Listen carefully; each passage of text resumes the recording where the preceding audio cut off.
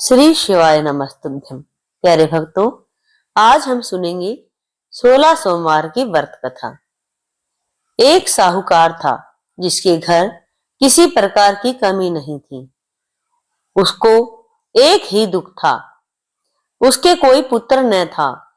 वह इसी चिंता में रात दिन रहता और वह पुत्र की कामना के लिए प्रति सोमवार को शिव जी का व्रत और पूजन करता था। सायंकाल को शिव मंदिर में जाकर के शिव जी पर दीपक जलाया करता था।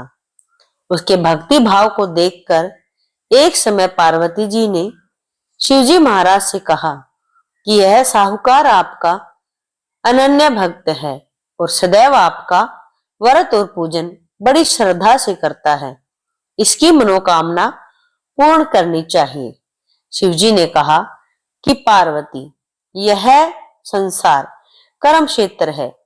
जैसे किसान खेत में बीज बोता है वैसा ही फल काटता है, उसी तरह से इस संसार में जैसा करते हैं वैसा ही फल मिलता है। पार्वती जी ने अत्यंत आग्रह से कहा कि महाराज, जब यह आपका भक्त है और यदि इसको किसी प्रकार का कोई दुख है तो उसको अवश्य दूर करना चाहिए, क्योंकि आप सदैव अपने भक्तों पर दयालु हैं, उनके दुख दूर करते हैं। यदि आप ऐसा न करेंगे तो मनुष्य क्यों आपकी सेवा और व्रत करेंगे। पार्वती जी का ऐसा आग्रह देख शिवजी महाराज कहने लगे, हे पार्वती, इसके कोई पुत्र नहीं है, इसी चिंता से यह दुखी रहता है।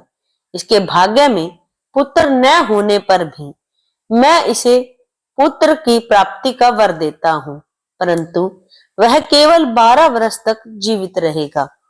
इसके बाद वह मृत्यु को प्राप्त हो जाएगा। इससे अधिक मैं और कुछ नहीं कर सकता। यह सब बातें वह साहूकार सुन रहा था। इससे उसको न तो कुछ प्रसन्नता हुई और न ही कुछ कष्ट हुआ। वह पहले जैसा ही शिवजी महाराज का व्रत और पूजन करता रहा। कुछ काल व्यतीत हो जाने पर साहूकार की स्त्री गर्भवती हुई और 10वें महीने उसके गर्भ से अति सुंदर पुत्र की प्राप्ति हुई। साहूकार के घर में बहुत खुशी मनाई गई, परंतु साहूकार ने उसकी केवल 12 वर्ष की आयु जान कोई अधिक खुशी प्रकट नहीं की और ना ही किसी को भेद बतलाया। जब वह 11 वर्ष का हो गया तो उस बालक की माता ने उसके पिता से विवाह के लिए कहा, परंतु साहूकार कहने लगा कि मैं अभी इसका विवाह न करूंगा और काशी जी पढ़ने के लिए भेजूंगा। फिर साहूकार ने अपने साले अर्थात उस बालक के मामा को बुला उसको बहुत सा धन देकर कहा, तुम इस बालक को काशी जी पढ़ने के लिए ले जाओ और जिस स्थान पर भी जाओ यज्ञ करो और ब्राह्मणों को भोजन कराओ। वह दोनों मामा और भांजे सब जगह यज्ञ करते और ब्राह्मणों को भोजन कराते जा रहे थे। रास्ते में उनको एक शहर पड़ा।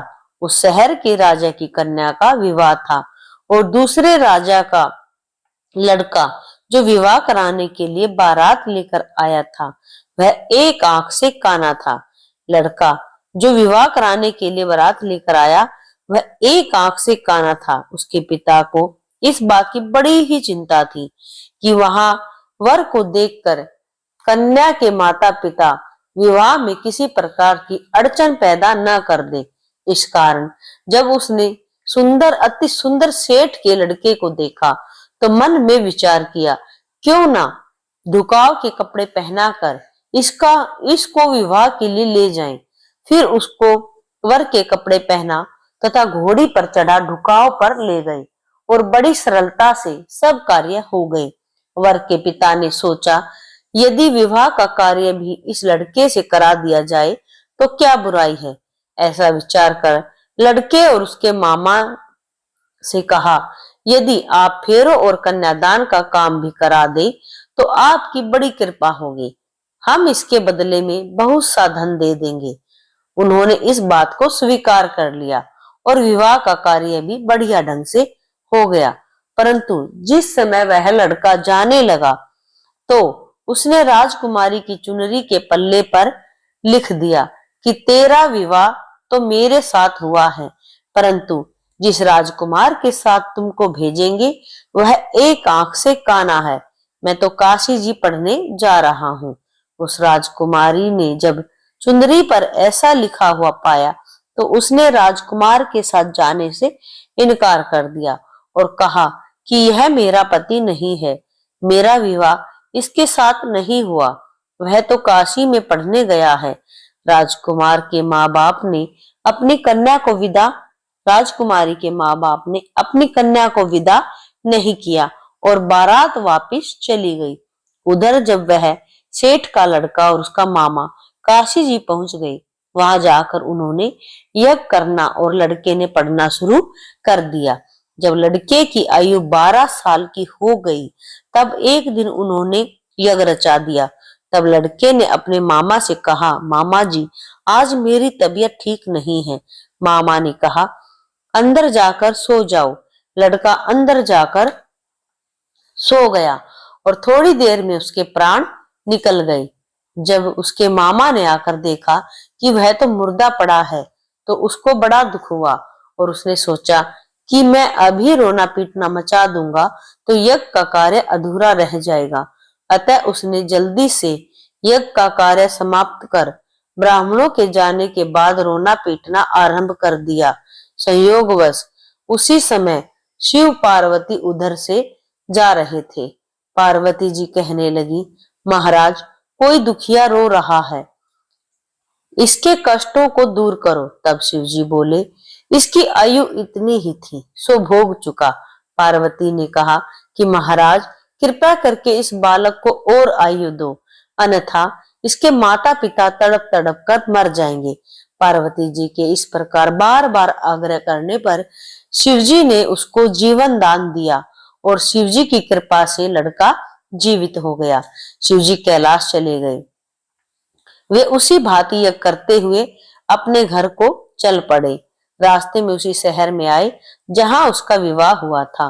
वहां पर आकर उन्होंने यज्ञ किया तो लड़के के ससुर ने पहचान लिया और अपने घर ले जाकर बड़ी खातिर के साथ दास दासियों के सहित आदर पूर्वक लड़की और जमाई को विदा किया।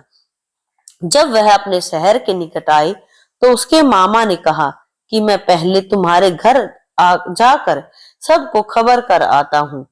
उस समय लड़के के माता पिता अपने घर की छत पर बैठे थे और उन्होंने यह प्रण कर रखा था कि यदि हमारा पुत्र सकुशल घर आए तो राजी खुशी नीचे उतर जाएंगे, अन्यथा छत से गिरकर अपने प्राण खो देंगे।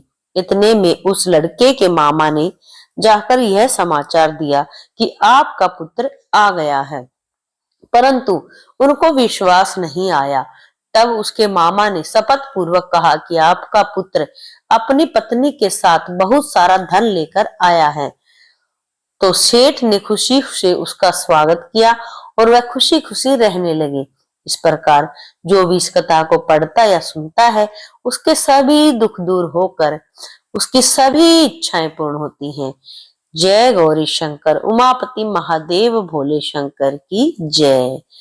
प्यारे भक्तों, कथा अगर आपने पूरी सुनी है तो कथा को सुन करके कमेंट में जय श्री शिव शंकर या श्री शिवाय नमस्तुभ्यम या हर हर महादेव जरूर लिखें और चैनल को सब्सक्राइब करना बिल्कुल ना भूलें। घंटी का बटन दबाकर चैनल को सब्सक्राइब कर लें। हर हर महादेव। जय गौरी शंकर।